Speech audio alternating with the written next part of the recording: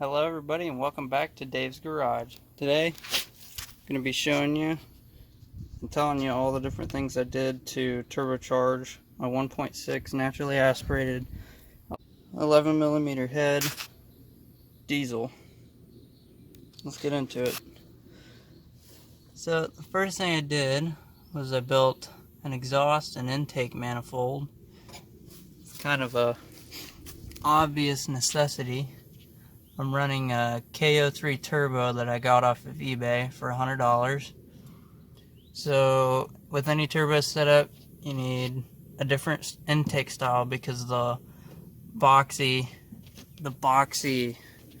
air filter style on the naturally aspirated just don't work. You can find VNT turbo plus manifolds on eBay for about $300. It is a little more expensive, but you're not having to fabricate your own exhaust manifold for your turbo. The TDI intake manifolds bolt right up to the 1.6 heads, and piping, I mean, I'll leave that up to you. Right now I'm running no intercooler, and I'm running my oil feed right off the top. I just drilled a hole in the top of the oil filter housing, tapped for, I believe there's a pipe fitting, and then ran it to a JIC. And then I work at a hydraulic shop where we fabricate hydraulic hoses, and I just had one of these built. I think it was $60. It's a high temp oil line, and so far it's been working pretty good. Just looked it up here, and yes, this is a KO3 with coolant.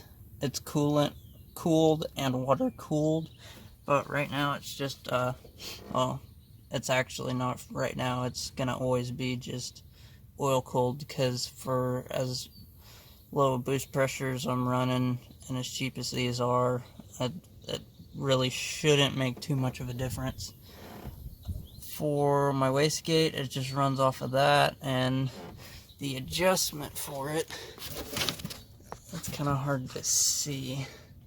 It's way back up and under there. And I just tapped into my intake manifold for my boost gauge, and I have a little probe. You probably can't see it down below the exhaust manifold, a little probe for my exhaust temp. So that's it for turbo side. What I recommend for the 11mm heads is, obviously these things need a new head gasket. While you're in there, may as well go ahead and do a new head gasket. Second thing is ARP head studs, and you have to check and make sure yours is 11mm, the ones you're getting, not 12mm. I'll put a link below for those head studs. Now the studs, you'll be able to torque down a little bit more. I wouldn't recommend more than maybe, I think stock is about 85 foot-pounds, or 80 to 85, and I wouldn't go more than maybe 95. I think right now I'm running 90 on this one in particular. I don't know anything about different injectors. I wouldn't really mess with it because turbo injectors should have a little higher pop, but that's not going to give you more fuel. That's just going to retard your timing. Now for the injection pump, I have the fuel screw turned as far as it'll go.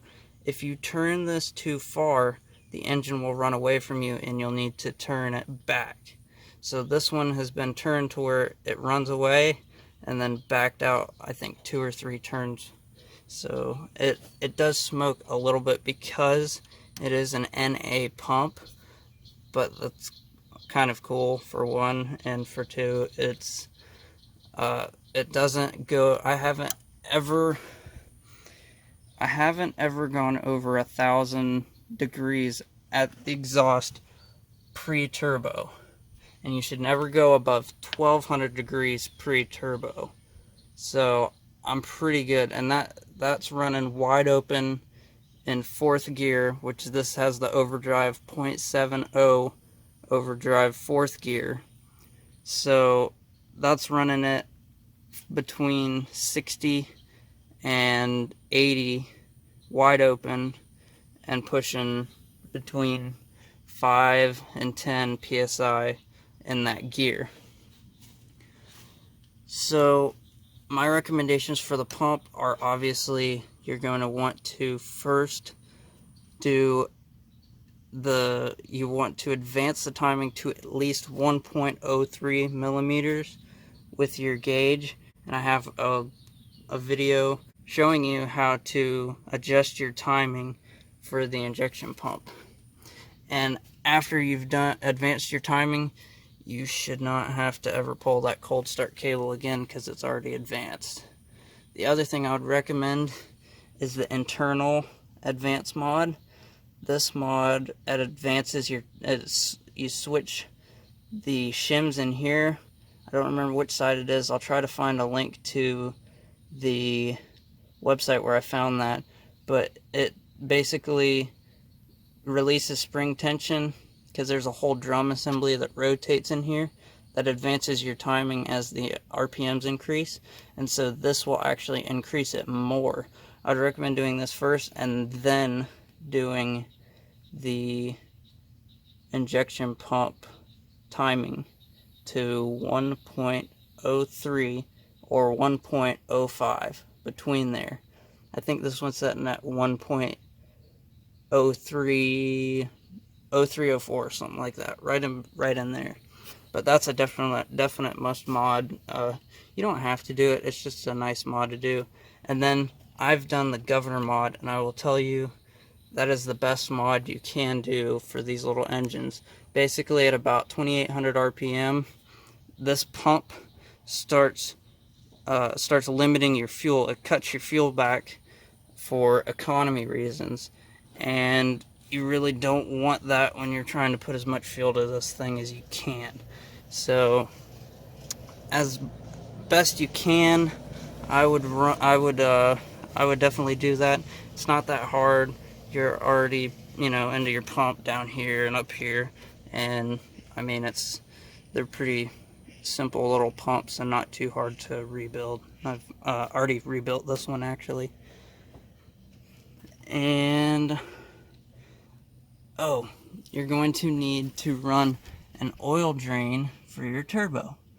And don't be like me and think that you can just run it back around and over to here, because you can't, because fluid doesn't travel uphill.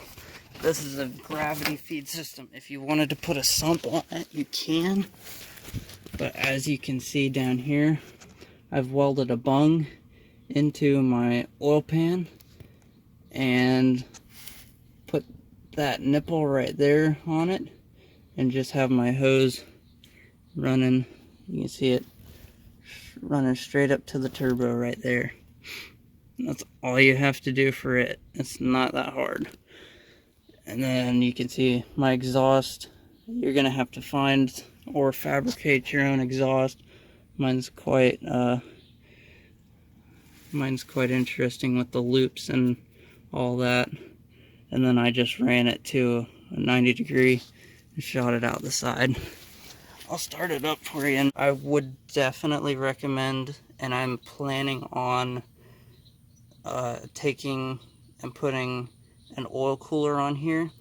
And then my intake is just a 3" to I think 1 5/8 or 1 3/4, something like that, for the turbo. And then I've just got this piping I got off of eBay. I think it was from Spectre, company that makes this, and it's been really good so far. And I've run it up and over here, so it's cooler over here, so you get a little cooler air.